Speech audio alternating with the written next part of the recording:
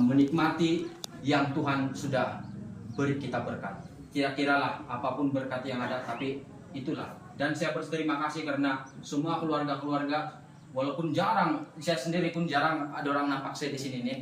Tapi saya bersyukur dan terima kasih diberi peluang ini, dan juga terima kasih karena ada kesempatan.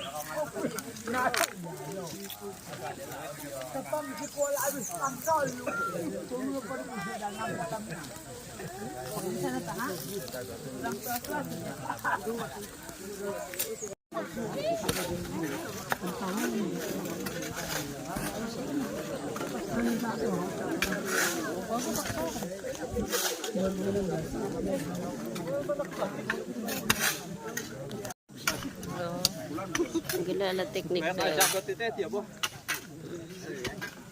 Ayok pa ka dilerik. Di sini? Nasaan na?